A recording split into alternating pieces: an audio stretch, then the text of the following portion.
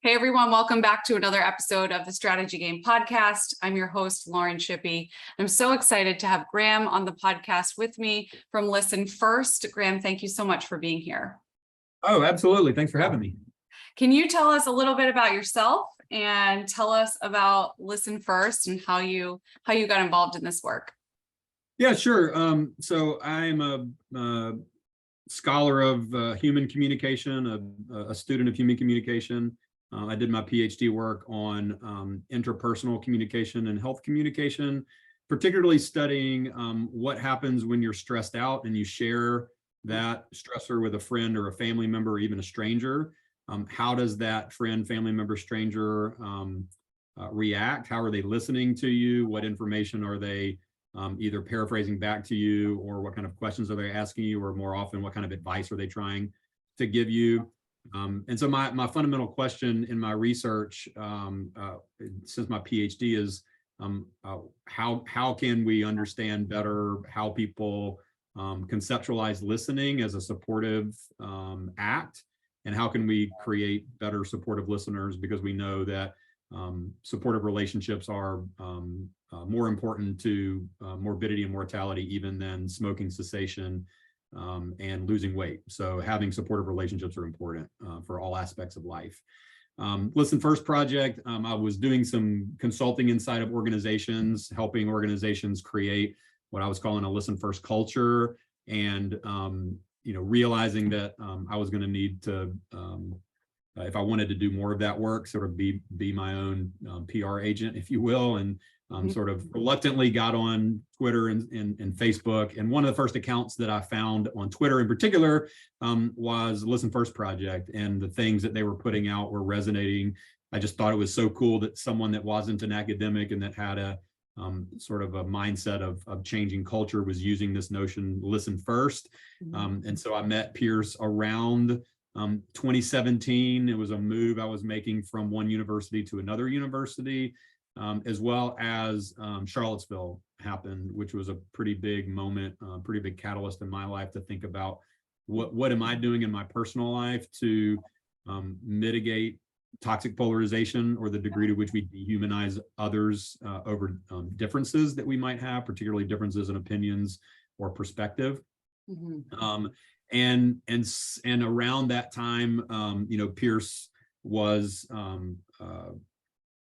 working a full-time job in Charlottesville, sort of motivated him to quit and go full-time and Listen First. And what we sort of collectively discovered and wanted to work on was there were hundreds of organizations across the country that were doing this dialogue and deliberation work, that were bringing people together, mostly in person, but some sort of early adopters of virtual technologies, bringing people together across difference, whether those differences were ideological, demographic, or otherwise. And there were, again, hundreds of these efforts, and there wasn't as much of a concerted effort to sort of collectively do things together, what we call collective impact. And so we started to form an early collective impact network called the Listen First Coalition. The first thing we did together, what we called National Week of Conversation in 2018, where we had 130 some odd organizations across 32 states, including Boston Public Library was kind of our biggest contributor, but also folks like Living Room Conversations and National Institute for Civil Discourse out of University of Arizona. And it was a huge success by a lot of markers, hashtag reach and all those sort of vanity metrics that you track on social media. We figured, well, we had something that we were doing together, and so we launched an ongoing effort to do that at least once a year around April, to basically showcase the work of all these bridging organizations, these interpersonal bridge building organizations, and the work that they did. That's what we've been doing ever since, is onboarding new organizations and trying to figure out ways to amplify their work, to aggregate their missions into sort of a collective push to change the public rhetoric and repair some of our social fabric, and to align those efforts around common goals that we all believe we can achieve, given the kinds of political and other kind of mess that we tend to be in right now. So our North Star is toxic polarization, to reduce the dehumanization, not to reduce disagreement, not to make everybody sing kumbaya, or to bring everybody under some sort of common sense of, common ground, although that can be an outcome. But fundamentally, it's about understanding the perspective of others, particularly others with whom you disagree, which is important for all kinds of things in life, including in business. If you want to know how to compete with other organizations, businesses, with your competitors, it's great to know from the horse's mouth, as they say, what that organization believes and wants to accomplish. So even if it's out of a self-focused interest, understanding the perspective of others, particularly those who you disagree with, is just advantageous. Yeah, thanks, Graham, for sharing all that. It's amazing work.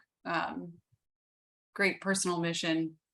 I know that for me, the writing process, this is part of the series about helping people being seen, known, and heard a little bit better, and really resonates with me that, we don't have to particularly agree. In fact, it's not about agreeing, it's just about understanding, and there's a big difference. And so there's a lot of nuances that I believe we don't necessarily have time or take the time to clarify now in our digital communications in the world, and it's extremely fast paced. And so a lot of those nuances get missed, but they're really important.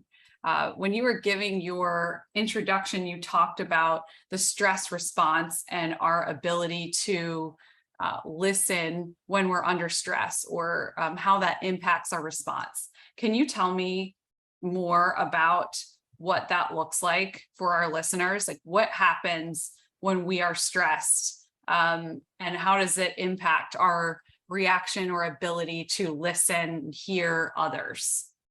Yeah, it's a great question. To pick up on a couple of things that you said a minute ago, just to highlight for listeners, you said three words that I think are extremely important. You said agree, understand, and nuance. And the agree and understanding sort of go together. The point of listening to people, particularly those with whom you disagree, isn't to move either of you to a particular position. In fact, listening to someone who you disagree with can actually entrench you or make you more convinced that your opinion is the quote unquote right opinion, or at least for you, the opinion that you're going to take.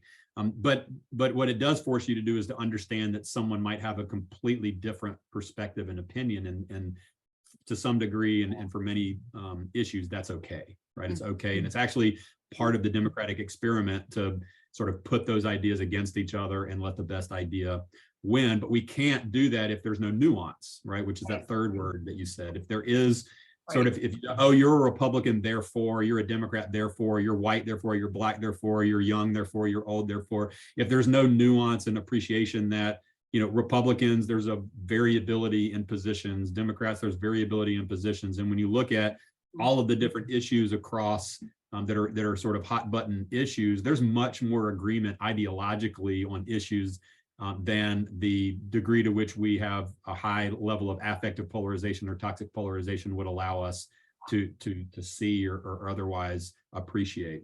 Yep. So stress can apply in those situations where we feel the tension or the stress or the kind of anxiety when we are going into difficult or contentious conversations. It can sort of force us to put up, even if it's not we don't do it consciously necessarily, to put up defenses. It's the same thing as if you go into a retail establishment and a salesperson's about to approach you and try to sell you something. It's sort of, that's a stressor, right? So stressors can be family stressors, personal stressors, everyday stressors, major traumas. They can sort of be precipitated by sort of approaching or trying to get into a conversation with someone that's going to be difficult. They can be in your sort of shopping life when you don't know what decision to make and someone's trying to force you into a decision you're not ready to make. And it's not that we're generally controlled by our emotional brain anyway. Jonathan Haidt talks about the rider and the elephant, and the rider sort of believes that he or she is directing the elephant, but the elephant really has control.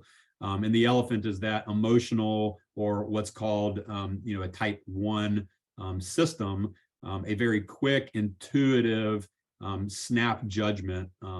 Stereotypes and other kinds of biases fit in that as well.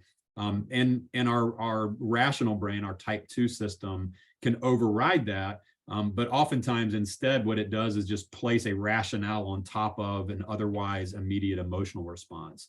So when we're stressed, that makes that even more likely that we're going to do that fight, flight, freeze, appease, whatever typology you use to describe our reactions to confrontation or conflict or stress. That in that moment we freeze and don't know what to do, or we just appease and sort of agree in order to sort of make that conversation go away. We acquiesce, or we fight, or we're that kind of person that says, know what, this is the moment that I'm going to stand my ground. But when push comes to shove and you ask people why they believe what they believe, a lot of the beliefs that we hold aren't things that we've actually thought through in a systematic way, right? They're what others have called cultural truisms. Brush your teeth twice a day. Absolutely. Why? Why? My dentist told me to. Well, did you read all the academic articles that your dentist was, trying? No, I didn't read any academic articles. I didn't go to the I didn't go to the ADA to check out whether my dentist was correct or not. I should get this vaccine or that vaccine. Why? Have you read any of the stuff about why you should get those? Or I'm not going to get those vaccines. Well, why aren't you going to get those?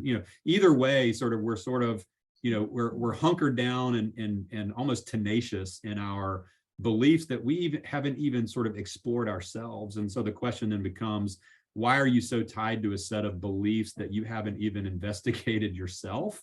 And stressful situations can sort of create in us a desire, for whatever reason, to double down on what we believe. Part of it is identity. So we get our identity from our beliefs. And if we feel like we are changing our belief, we're changing our identity. Like, we can't be the kind of person we want to be if we don't hold the kind of beliefs that our tribe tells us that we're supposed to hold. So if I'm a conservative Republican, I need to be pro-life, pro-Second Amendment, pro-free speech. And then I need to be anti all the things that the quote unquote woke left is. I don't know what those are necessarily, because I haven't really investigated them. But I know I can't be them. I can't be them, whatever they are. So whatever the left is telling me I need to be, I just have to push against that. And then the same thing happens. The left is doing the same thing, right, to the right. So we're talking about politics, right? And so identity can be a big part of it. And you see the same behavior in teenagers, right? They're trying to establish their own identity. They're pushing it back, rebelling against their parents, and the parents are doubling down on, no, you must do this. And then you say, well, why, right? Why am I forcing or otherwise placing a perspective on my kids that I may have appreciated when I was younger, but may not necessarily work in the new environment that my kids find themselves in, right? So, my wife and I had a pretty strong no social media, but then we realized that my 14-year-old was really missing out on some really important conversations through Snapchat. I don't understand Snapchat. I don't want to understand Snapchat, but I do understand that group of 14, 15, 16, 17-year-old kids, that's how they communicate. They don't text, they don't call, they snap. So he sort of said, okay, well, if it's used for those purposes, then we're going to sort of acquiesce to that, even though we still have a pretty strong belief that social media is pretty damaging to the mental health of teenagers, right?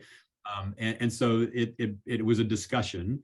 And not necessarily one that my 14-year-old pushed, but one that we had to sort of open up in our family in order to allow her to sort of be involved and be included in some of the things that she needed to be involved and included in. So it's just as one example of, this isn't just about politics, it's about just life in general. When we feel that someone's trying to change us, we get stressed. When we get stressed, we sort of don't bring the good toolbox. We bring the bad toolbox, right? That is so good.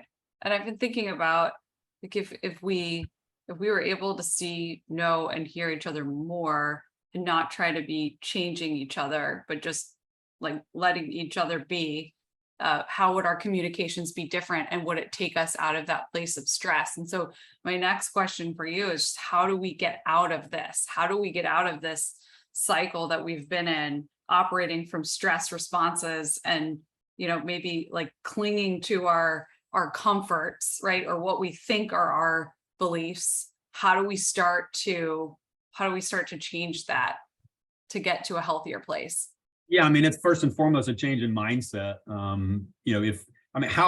How much more freeing would it be if we went into conversations not thinking that we're going to change somebody? Yeah, so much I mean, easier. it's a lot easier, right? Like, and to realize that change is slow, and it's more likely to happen when people own that change, right? Yeah. And understanding where people are starting, the kind of change you might see in someone that's starting way away from where I want them necessarily to be, that will take time. It's not going to happen in a single. I mean, how many beliefs that you hold have you changed after a single, even hour-long conversation? Yeah. Not my fundamental, not the beliefs that I sort of keep as a core, as part of who I am. Maybe some, aha moments where like, oh, you've defined this, concept differently for me, so I'm going to see it a little bit differently. That like good listening isn't just about eye contact, it's about a whole lot more. Okay, that's an aha moment, and you've changed my belief about listening. Those are the easy shifts. Where I might not be able to pull you, it is over to the side of listening 80% of the time and only speaking 20% of the time, right? You might say that I'm not quite there. I'll give you 60-40, but I'm not quite ready to give you 80-20. I'll take that, right? I'll take that small shift and I'll see how that's working for you. And then I'll say, well, if that's working for you, how about 70-30? And then if that's working for you, how about you move you to 80-20? And so inside of the realm of even more entrenched beliefs, political beliefs, ideological beliefs, religious beliefs about raising kids, protecting children, these kind of big national debates that we're having. So the first and foremost is a mind shift. And I think one of the, we have conversation guides for these bridging conversations. When you come in, you sort of, agree that we're going to do these 3 things or 4 things or whatever. Yeah. One of my favorite reads, turn to wonder. So it's something to the effect of, when you find yourself sort of pressed up against someone or another opinion that sort of rubs you the wrong way, that you just have a knee-jerk disagreement with, that you can't see as being valid in any way, turn to wonder. Rather than asking, what in the world are you thinking? Ask yourself, and perhaps ask the other person, what life experiences have you had that have created that belief in you that's so fundamentally different than the belief that I have? I'm really curious, and I wonder, can you tell me about how you've come to that belief?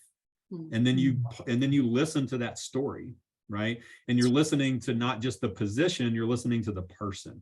You're getting a sense that this is a person that has some similar goals and objectives, and maybe some similar experiences from you, but maybe some drastically different sort of bumps or potholes in their life that have, created in them a particular worldview that is divergent from yours. And if you can understand from that person's perspective, we talk about perspective taking as this kind of mental game that you just imagine yourself in someone else's shoes. That's not useful.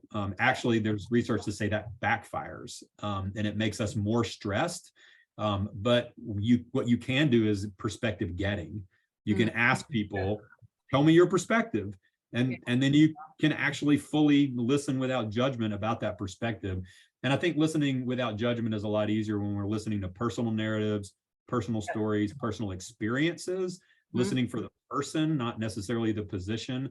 We can get to the position, we can get to a debate, we can get to a deliberation over issues, but it's going to be really hard to get there if we don't trust the person that we're talking to, if we don't have some kind of relationship with the person that we're speaking with.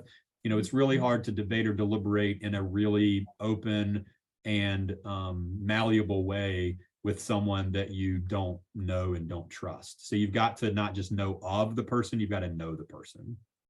That's good. What does it look like to be known? Like, what does it look like to know a person from what you guys have seen, the work that you've done?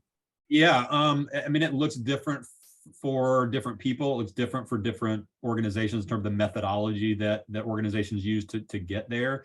For me, if I'm going into a situation or an organization or a team or a community where there's some kind of tension or some kind of underlying issues, I'm trying to build the kind of trust, the very baseline level of trust that I trust that what I say in this space is not going to be used against me or to harm me. That's it. That's all I'm looking for.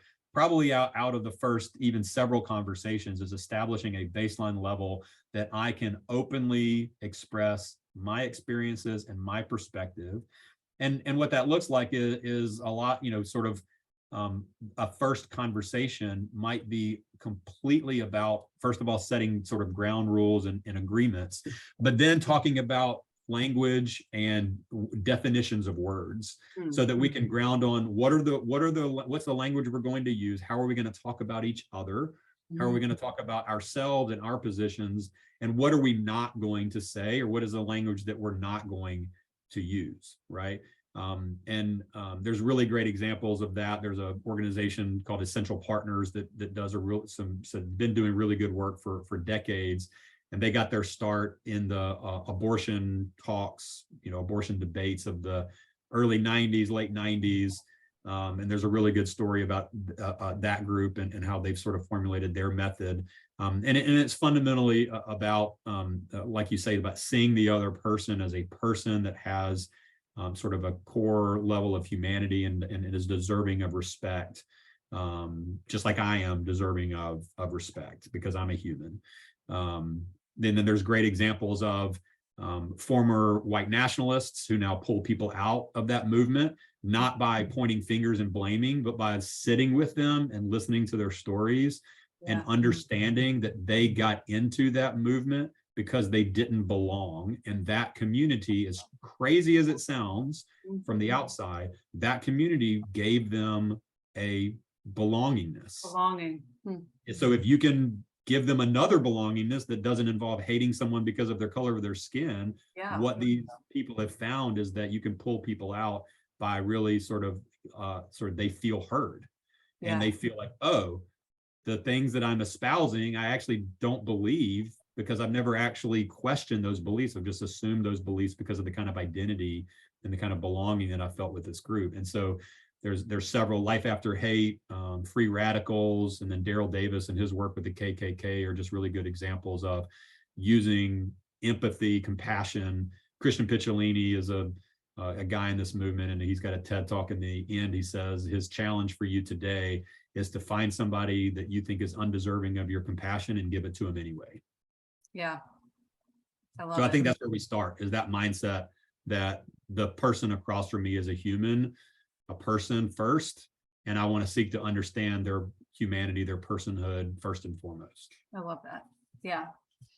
Can you think of an example personally for you that's impacted you while doing this work, or just a recent project, of how dialogue opened up and how people were able to really practice listening first, or how that's happened for you? And then we'll move to some key takeaways that listeners can apply.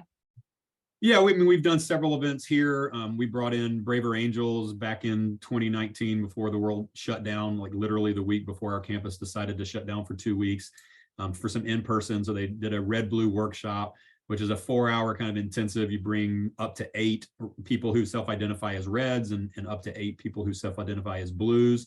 And you take them through a series of activities, one of which is called kind of a stereotype activity, where you force reds to write down what are all the stereotypes of conservatives that you believe are wrong, and what's the kernel of truth in that stereotype. That's and good. So across the board, it's racism is there, homophobia is there, pro-life is there, and gun lover is there, right? These kind of typical stereotypes. And then the reds talk through what's wrong about those, what's the kernel of truth in those, and the blues do the same thing. And you get on the blue side, sort of, we're woke, we're whatever, all the different stereotypes of blueness. So I've seen it there. We also did a debate with students where the guiding principle is that there's a resolution, and you've got sort of people for the resolution and people against the resolution. And when you're talking about the resolution and responding to, like if you're on a negative case, you're responding to someone who's just voiced their opinion about the affirmative case, you don't address them, you address the moderator. You say, Madam Moderator, or, moderator, I'd like to, ask the gentleman, blah, blah, blah, what does he think about this, that, or the other? And that removes some of that. We were talking about stress earlier. That removes some of that stress that I'm not sort of feeling. I'm not battling another person. I'm addressing an idea to an objective sort of facilitator who can then help me, craft my language and help me ask the kind of the right question to help me understand that person's perspective better. So it's about those two instances is about understanding fundamentally why people think the things they think about me because of the kind of identity that I have, and what's kind of true about that, and what's sort of not true about that. So that method, I think, helps open a lot of eyes. And then in some of the community work, some of the work that I do, where we bring people through a series of conversations, we get this notion where, so I brought a group of leaders. We brought a group of leaders together in a town just adjacent here, and we took them through 4 2-hour evening sessions with dinner, and it was about building a cohort of leaders in the community who can start to hold kind of difficult conversations around issues that are important to the community. And one of the big insights was this notion where, someone sort of piped up after the second conversation. They said, I've realized after these first 2 evenings that I knew of everyone in this room, but I knew no one. I knew no one in this room. I didn't really know anybody. And for a group, particularly of leaders in this community who were all about at the beginning, action. What are we going to do together? What are we going to do? What are we going to do? They realized very quickly that in order to act together, you've got to be together. Yeah. You can't act together as just a bunch of independent contractors that come together. Now you can build a house, some simple things like building one house, building one playground. You can do simple, you can change simple problems. But for complex problems, really sticky, messy, complex, nuanced problems, the first thing you have to do is come together in a concerted way, establish relationships, and that in and of itself is something we have lost a lot of, whether you read Bowling Alone or any of these other sort of books that show kind of the erosion of institutions, which is something that has been precipitated by both the right and the left equally. Because of the erosion of that, we've got to build new institutions. We've got to build new capacities. We've got to build new coalitions inside local communities who can actually have these difficult conversations. And convincing people of that is really, really hard. It's really hard to bring people together to have difficult conversations, especially now with the way toxic polarization is eroding everything from families to workplaces. It's really hard to convince people it's a good idea to spend 2 hours with people who disagree with them. So If you have any advice about how to recruit people to this kind of work, I'll think on it. Definitely asking people to go into a place of stress and also step outside of their comfort zone. So yes, that's got to be hard. But I do believe that it's important. Can you share some key takeaways or just a few principles with our listeners that they can take away from this episode that they can start to do right where they are today? Yeah, absolutely. So listen, if we're talking about, how to be a better listener, yes, or how to sort of infuse your organization or yourself or your family with a listen first culture. I always talk about listening. There's sort of, I call them the ABCs of listening. So listening is simultaneously a complex set of affective, behavioral, and cognitive processes. Listening is not just the physiological element of hearing that the sound waves hit my eardrums. Actually, sound waves hit our entire body. So even if you're hearing impaired, you can listen. And there's really great examples of percussionists, sort of, deaf or hard of hearing, hearing challenged individuals, percussionists in particular, that are listening, right? Even if we don't sort of, because they're not hearing, our culture says they're not listening, right? So anyway, so there's this affective, in other words, the motivation to listen, the willingness to be open, the turning to wonder, the mindset that tells us that we ought to be open to other people's experiences and understanding, even if we disagree. There's a set of behavioral components, which stereotypically are like looking, smiling, facial, all this kind of stuff. But in fact, there's multiple ways. And so it gets into the cognitive. There's multiple ways to be a quote unquote good listener. And that's dependent on the context. So to whom are you speaking? What are they likely to be listening to and for? And how do you then frame your message to best resonate with what they already think, what they already know, and what they've already experienced, right? From a listener standpoint is not like, am I a good or bad listener? It is the way that I tend to show up, is the way that I habitually listen, is that helping me, accomplish the goals of this interaction? And is the way that I'm listening hindering my ability to meet the goals of this interaction, as well as understanding that other people in the interaction have different goals. So if you've ever gone to a meeting and there's 8 other people in the meeting, and then you go and you debrief, and then you realize that we just went to 9 different meetings. You've had that experience, Yes. right? That everyone is bringing a different framework, a different set of filters through which they are hearing information. And so what I'm paying attention to and what you're paying attention to are different. Now we can treat that as a problem to solve, or we can treat that as a strategic advantage when we talk about cognitive diversity. If we can build teams inside families, organizations, communities that have a diversity of ways of paying attention to information, ways of listening, ways of thinking, ways of tackling problems and finding solutions. The best companies in the world, the Amazons, the Googles, they know this. Yep. They know that the best teams work together in collaborative spaces that involve a lot of markers of diversity, and not just skin color and gender, although those are important. But what those do, our gender, our skin color, we have experiences because of our demographic identities and our psychographic identities. And those help us to filter information in really unique and interesting ways. And so it's not enough just to hire for diversity and then sort of, sit back. You've got to hire for diversity and allow that diversity to really infuse your organization, your team, your community with the advantage of bringing different perspectives, putting those perspectives in a space that we can sit in discomfort, and then coming out of that discomfort with a set of solutions we can all kind of, come together around, and not leaving our differences aside necessarily, but sort of saying that our differences aren't going to define our possibility, but our differences instead are going to allow us to make better decisions. I don't know how many organizations actually do that, but the ones that I've experienced that actually do that are stronger and better and have more cohesive teams and have stronger bottom lines and happier shareholders and all of the above. Absolutely. Fulfillment, I'm sure, much more fulfillment.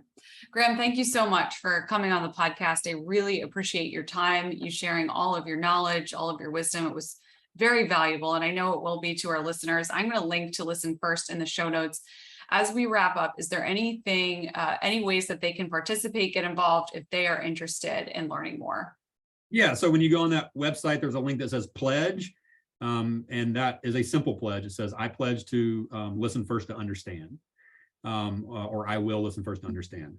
And that does 2 things. One, it's a reminder for yourself to make a commitment to be open and turn to wonder. And secondly, it signs you up for our newsletter. Our newsletter comes out every Friday. It's called Listen First Friday. It gives you a tip or sort of an insight on how to be a different kind of listener. And eventually, when we start to announce National Week of Conversation 2023, we'll announce it through that email distribution list as well. So we'll have some opportunities coming up in April of 2023 for people to practice the listening skills that they've been developing over the year in settings that allow for diversity of thought and perspective, and get people matched with others who might think a little bit differently than they do. Great. Thank you so much, Graham. It was awesome. Thanks, Lauren.